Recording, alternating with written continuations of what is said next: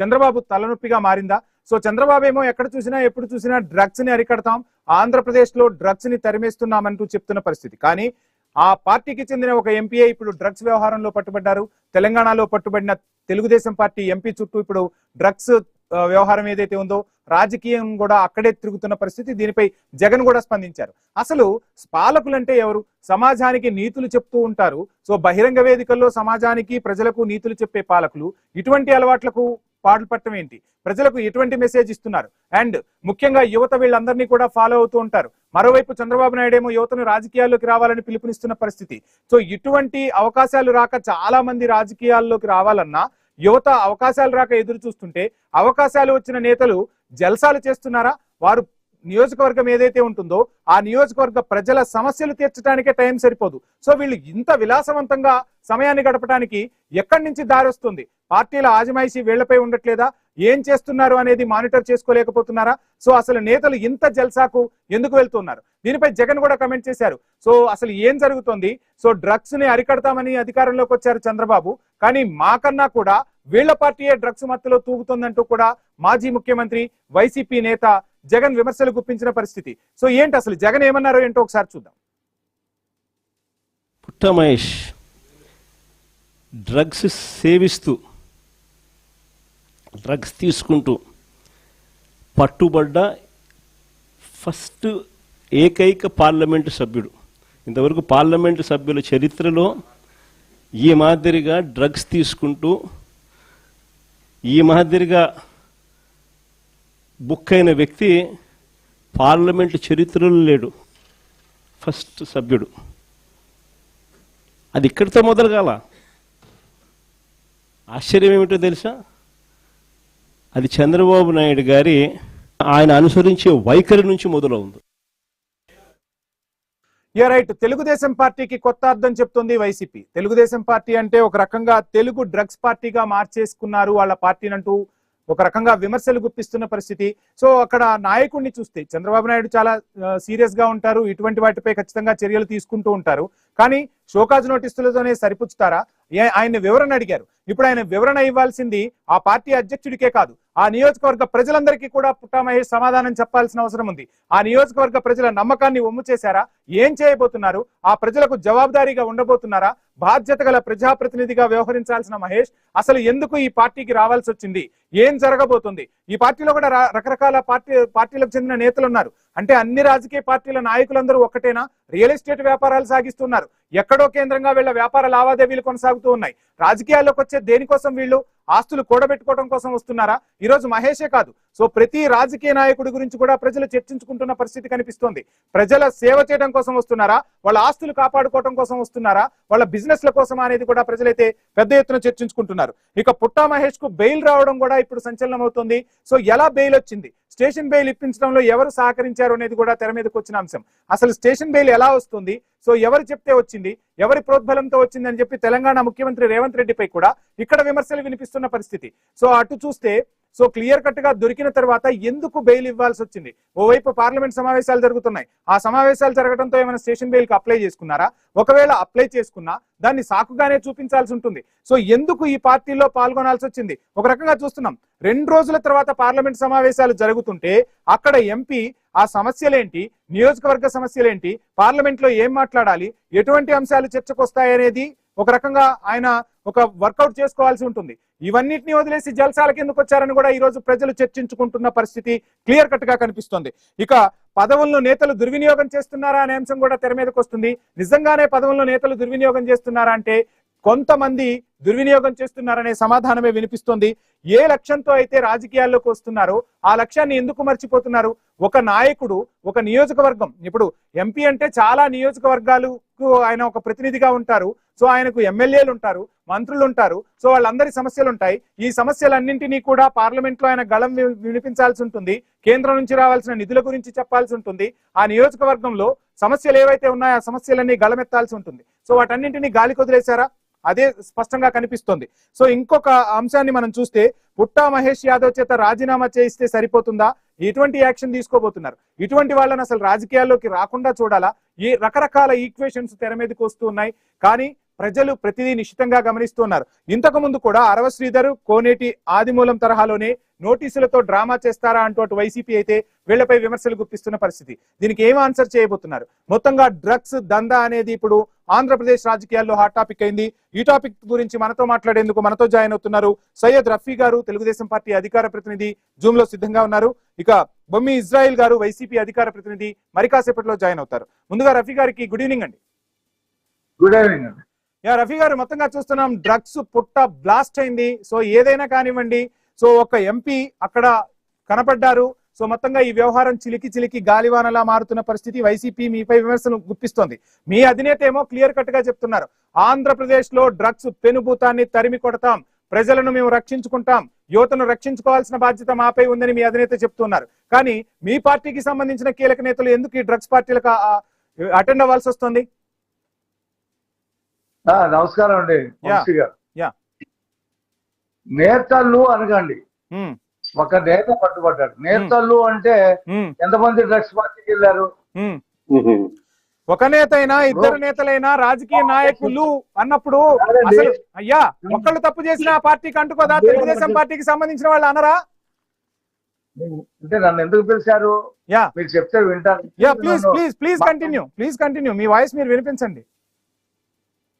ఒక నేత పట్టుబడ్డాడు. ఆ నేతకు వెంటనే నిమిషాల్లోనే షోకాస్ నోటీస్ ఇచ్చారు. అతను చెప్పే సమాధానం కోసం ఒక 5 రోజులు టైం ఇచ్చారు.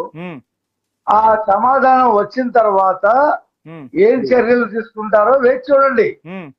మీరప్పుడే జడ్జిమెంట్ ఇవ్వకండి. మీరప్పుడే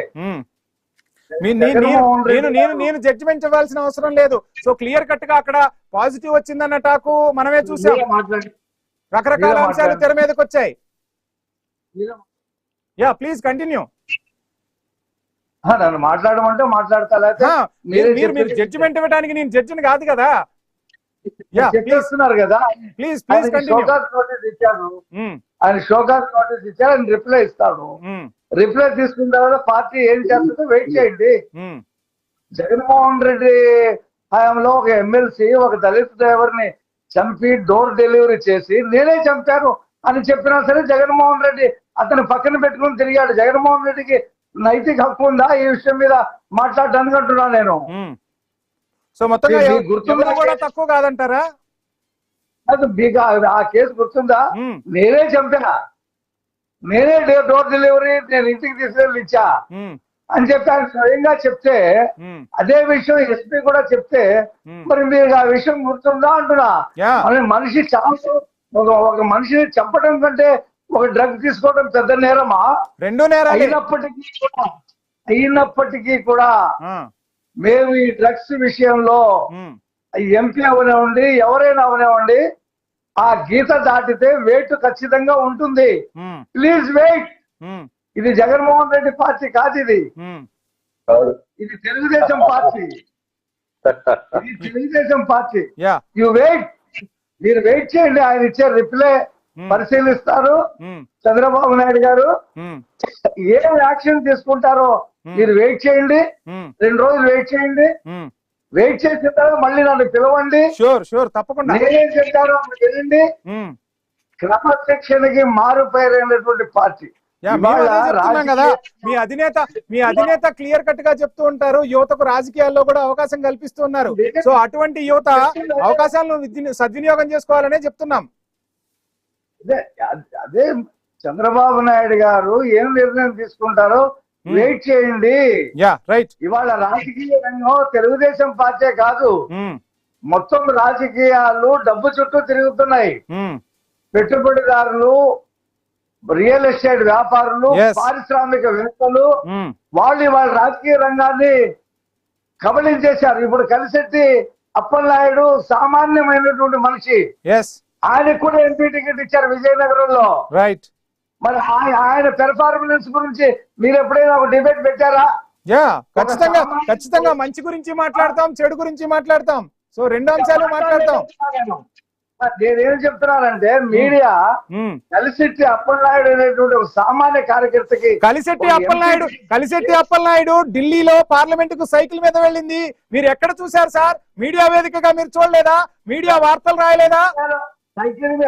సైకిల్ మీద వెళ్ళింది కాదు, ఆ, ఆయన నియోజకవర్గంలో సామాన్య ప్రజల వ్యక్తి పక్షాన ఎండ్ అక్కడికి వెళ్ళటానికి టికెట్ కొనుక్కోవటం ఎలా అనే అంశాన్ని కూడా మీడియా వేదికగా మీరు అందరూ చూడలేదా? అదే చంద్రబాబు ప్రతి నాయుడు అంశాన్ని చెప్పారు, తీసుకొస్తుంది కదా మీడియా. ఢిల్లీకి వెళ్ళడానికి నీ దగ్గర డబ్బులు ఉన్నాయా? టికెట్ నేను తీరాలి, Yes. నువ్వు తీసుకుంటావంటే నా దగ్గర ఉన్నాయి, నేను తీసుకుంటానన్నాడు. ఆ అంశాన్ని కూడా మీడియా ప్రజలందరికీ చెప్పింది కదా. ఇదే చంద్రబాబు నాయుడు గారు చెప్పింది, నేను దాన్ని కాదంటలా. యా, అలాంటి వ్యక్తులకు కూడా తెలుగుదేశం పార్టీలో టికెట్లు వచ్చినాయి. పుట్టా మహేష్ ఆయనకు ఉన్నటువంటి రాజకీయ నేపథ్యం, వాళ్ళ తండ్రి ఎమ్మెల్యే, అంతకు ముందు తిరుమల తిరుపతి దేవస్థానం ట్రస్ట్ బోర్డు చైర్మన్ చేశాడు. యనమల రామకృష్ణుడు గారికి స్వయంగా అల్లుడు. ఇలాంటి రాజకీయ కుటుంబం నుండి వచ్చిన వ్యక్తిని టికెట్ ఇచ్చారు. అతను ఒక పెద్ద తప్పు చేశాడు. ఖచ్చితంగా కఠినమైనటువంటి చర్య చంద్రబాబు నాయుడు గారు తీసుకుంటారని నేను 5 పరంగా నేను హామీ ఇస్తున్నాను. మాట్లాడదాం. రఫీ గారు మీకు టైం ఇస్తాను. ఇజ్రాయెల్ గారు మొత్తంగా ఏంటి, మా పార్టీ యాక్షన్ తీసుకుంటుంది, కానీ వైసీపీ అసలు యాక్షన్ కూడా ఎక్కడా తీసుకోదు. ఏ నేరం చేసినా ఏం చేసినా పక్కనే తిప్పుకుంటుంది అని చెప్పి తెలుగుదేశం పార్టీ నుంచి మీపై వినిపిస్తున్న విమర్శ ఏం చెప్తారు? రఫీ గారు మీకు టైం ఇస్తాను. Please hold. యా, కన్క్లూడ్ చేయండి మీరేం. యా, న్యూడు వీడియో మీద కనీసం జగన్మోహన్ రెడ్డి షోకాజ్ నోటీస్ ఇచ్చారండి. యా, మాట్లాడదాం. హక్కు ఉందండి మాట్లాడటానికి. మాట్లాడదాం, అన్ని అంశాలు మాట్లాడదాం. ఇజ్రాయెల్ గారు ఏంటి మొత్తంగా మీపై వినిపిస్తున్న ఈ విమర్శలు, సో మేమన్నా యాక్షన్ తీసుకున్నాం కానీ అసలు వాళ్ళు యాక్షన్ కూడా తీసుకోరు వాళ్ళ నాయకుల మీద అని చెప్పి వినిపిస్తున్న విమర్శ. సో ఎలా చూస్తున్నారు ఈ వ్యవహారం మొత్తాన్ని, ఏం ఆన్సర్ చేస్తారు? సార్ నమస్కారం, good evening. Yeah, good evening అండి. ఇప్పుడు సమాజమే దేవాలయం, ప్రజలే దేవుళ్ళని స్థాపించినటువంటి తెలుగుదేశం పార్టీ ఈరోజు తెలుగు డ్రగ్స్ పార్టీగా మారిపోయిందండి.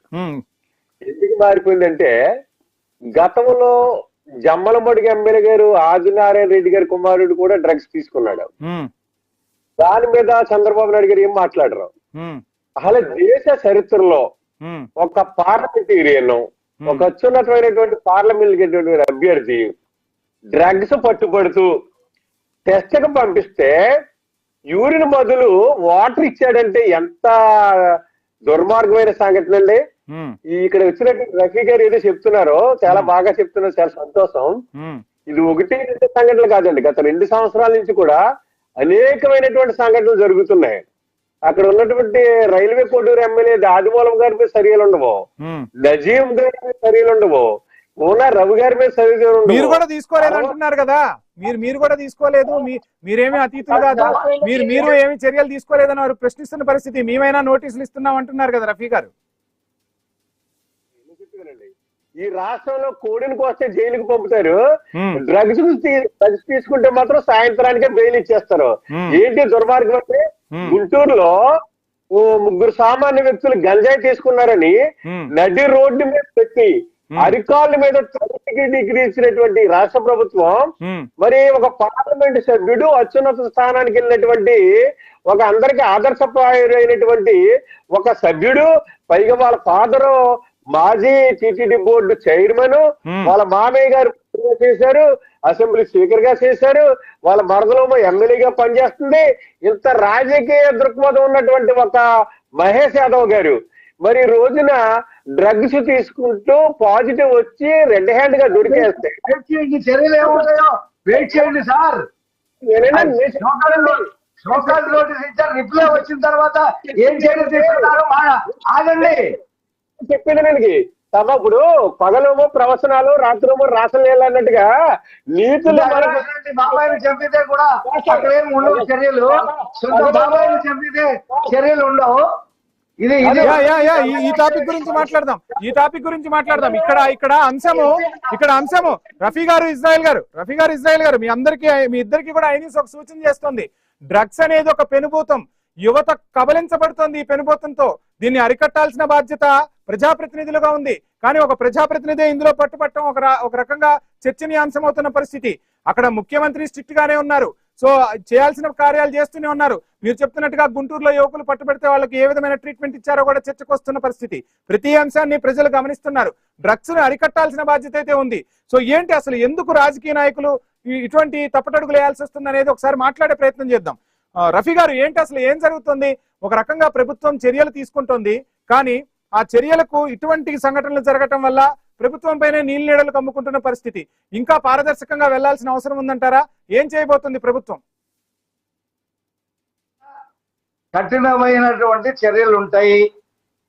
డ్రగ్స్ విషయంలో రాజీ పడే ప్రసక్తే లేదు. మీరు రాసుకోండి, నేను చెప్తున్నా.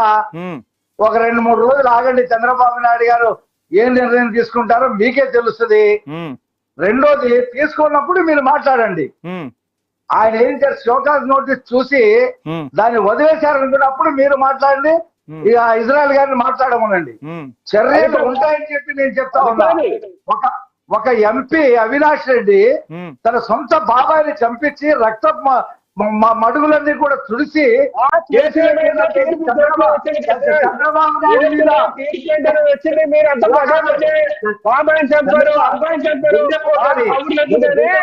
మీరు చేయవలసిన పని ఏంటి చెప్పండి. ఇప్పుడు ఏం చెప్తారో చెప్పండి. ఇజ్రాయెల్ గారు మీకు టైం ఇస్తాను. మనకు సమయం చాలా తక్కువ ఉంది. ఒక అర్థవంతమైన చర్చ జరిగేలా ప్రయత్నం చేద్దాం. రాష్ట్ర ప్రజలందరూ చూస్తున్నారు సార్. రాష్ట్ర ప్రజలందరూ చూస్తున్నారు. ఒక అర్థవంతమైన చర్చ జరిగేలా మాట్లాడదాం. రఫీ గారు కూడా ఒక ఎంపీ ఒక మనిషిని చంపి, సొంత బాబాయిని చంపి రక్తం తుడిపించి మొత్తం కథ నడిపింది ఆ ఎంపీ. రఫీ గారు డ్రగ్స్ అంశం గురించి మాట్లాడదాం. ప్రజలకు ఒక మంచి సలహా సూచన ఇవ్వండి ప్లీజ్. ఇజ్రాయెల్ గారు మీకు టైం ఇస్తాను. రఫీ గారు ప్లీజ్ కన్క్లూడ్. ఎంపీ ఒక హంతకుడు, అతని మీద ఏం చర్యలు తీసుకున్నారు? అవినాష్ రెడ్డి గారిని ఏ విధంగా అంచుకుని చెప్తారు మీరు? అంచుకునైతే చట్టాలు ఏమైపోయి మీ గవర్నమెంట్ 2 సంవత్సరాలు. ఇజ్రాయెల్ గారు నా వాయిస్ రీచ్ అవుతుందా మీకు? చేసుకోవాలి. ఇజ్రాయెల్ గారు ప్రజలందరూ చూస్తూ ఉన్నారు సార్. బాధ్యత గల ప్రజాప్రతినిధులుగా ఈ అంశంపై మాట్లాడాల్సి ఉంటుంది. సో డ్రగ్స్ మహమ్మారి ప్రజలను కబలిస్తూ ఉంది. సో ఎటువంటి యాక్షన్స్ తీసుకోవాలి, సమాజంలో ఎటువంటి మార్పులు రావాల్సిన అవసరం ఉంది? సో ఏం చెప్తారు? మీ పార్టీ ఏం చేయబోతుంది దీనికి సంబంధించి? ఆయనకి ఆయన ఒక్కడికే రాలా. ప్లీజ్ రఫీ గారు ప్లీజ్ హోల్డ్. మీకు టైం ఇస్తాను. నేను మీకు టైం ఇస్తాను. ప్లీజ్ మీరు డ్రగ్స్ వ్యవహారంపై మాట్లాడండి. Yeah please. ఎంపీ ఒక్కడికే బెయిల్ మొత్తం 11 మంది పట్టుబడితే గన్ ఫైర్ లో ఉన్నటువంటి 3 లోపలేశారు. మిగతా 7 మందిని 8 మందిని అందరికీ స్టేషన్ బెయిల్ ఇచ్చి పంపించారు. అందులో ఎంపీ కూడా ఉన్నాడు. మాట్లాడదాం రఫీ గారు మాట్లాడదాం. ప్లీజ్ మీకు టైం ఇస్తాను నేను. పెట్టి అరెస్ట్ చేశారు ఆ 3 రఫీ గారు నా వాయిస్ మీకు రీచ్ కావట్లేదా? Please cooperate. ఇజ్రాయెల్ గారు, సో ఏంటి మొత్తంగా డ్రగ్స్ మహమ్మారి ఎక్కడున్నా దాన్ని కూకటి వేళ్లతో తీసివేయాల్సిన బాధ్యత అందరిపై ఉంటుంది. సో ఏంటి అంటే యువత కూడా ఎక్కువగా అడిక్ట్ అవుతున్న పరిస్థితులు కనిపిస్తున్నాయి. ప్రజాప్రతినిధులు చాలా బాధ్యతగా వ్యవహరించాల్సి ఉంటుంది. సో ప్రజాప్రతినిధులను ప్రజలు అనుసరిస్తూ ఉంటారు, యువత ముఖ్యంగా ఫాలో అవుతూ ఉంటారు. సో ఏంటి మీ ప్రభుత్వం మీ పార్టీ ఏం చేయబోతుంది? ప్రభుత్వంలో మీరు అధికారంలో ఉన్నప్పుడు అసలు డ్రగ్స్ కట్టడికి ఏం చేశారు? మేము మొట్టమొదటి నుంచి చెప్తున్న విధంగా చంద్రబాబు నాయుడు గారి ఎలక్షన్ క్యాంపెయిన్ లో 100 రోజుల్లో డ్రగ్స్ ని గంజాయి లేని రాష్ట్రంగా తయారు చేస్తానని చెప్పారు. లోకేష్ గారు 100 రోజుల్లో డ్రగ్స్ లేనటువంటి గంజాయి లేని రాష్ట్రాన్ని నేను ఈ రాష్ట్రంగా తయారు చేస్తాను, అది మా బాధ్యత అని చెప్పారు. 2 సంవత్సరాలు అవుతుంది. వచ్చిన కానించి విచ్చలవిడిగా ఈ రాష్ట్రంలో గంజాయి ఎక్కడ పడితే అక్కడ, ఎక్కడ మందులు దొరకవో, పేదవాడికి రైసు దొరకదు, లేదంటే పేదవాడికి వైద్యం దొరకదు, కానీ గంజాయి మాత్రం ఎక్కడ పడితే అక్కడ విచ్చలవిడిగా దొరుకుతుంది. దీని బాధ్యత తీసుకోవాల్సినటువంటి హోంమంత్రి గారు కానీ, నారా లోకేష్ గారు కానీ, చంద్రబాబు నాయుడు గారు అక్కడ మాట్లాడరు. దీని మీద నేననేది ఏంటంటే, అల్లు అర్జున్ గారు సినిమాకి వెళ్తే ఒక వ్యక్తి అన్ఎక్స్పెక్టెడ్ గా ఆ ప్రమాదవశాత్తు చనిపోతే 24 గంటలు ఆయన స్టేషన్లో బంధించి జైలుకి పంపాలా బయటికి పంపాలా, జైలుకి పంపాలా బయటికి పంపాలని ఆలోచించవలసిన ప్రభుత్వం రెడ్ హ్యాండెడ్ గా ఒక పార్లమెంట్ సభ్యుడు కొకైన్ తీసుకుంటే పాజిటివ్, పైగా 3 తప్పులు చేశాడండి అతను. అక్కడ పోలీసులు వెళ్తుంటే కాల్పులు జరిగినాయి. రెండోది యూరిన్ టెస్ట్ అంటే అక్కడేమో అతను పోలీసులను పంపిపెట్టి వాటర్ ట్యాప్ ఇచ్చాడు. ఇవన్నీ తప్పులు కదా.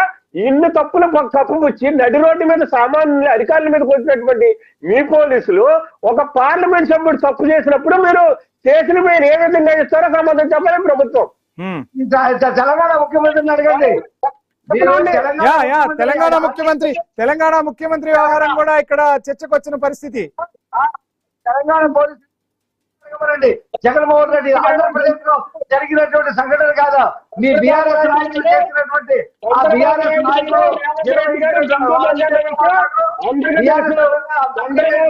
డైరెక్షన్ లో చంద్రబాబు నాయుడు గారి డైరెక్షన్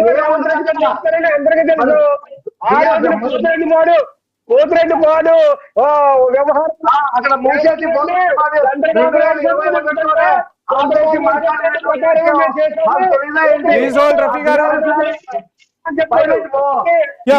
మొత్తానికి సమాజానికి నీతులు చెప్పే నేతలైతే దారి తప్పుతున్న పరిస్థితి అయితే కనిపిస్తుంది. సో ఏం జరగబోతుంది ఏంటి అనేది చూద్దాం. సో చర్చలో పాల్గొన్న ఇజ్రాయెల్ గారికి, అదేవిధంగా సయ్యద్ రఫీ గారికి ఐన్యూస్ తరపున ప్రత్యేక ధన్యవాదాలు. సో ఏది ఏమైనా డ్రగ్స్ మహమ్మారిని అరికట్టాల్సిన బాధ్యత అయితే ప్రతి ఒక్కరిపై ఉంది.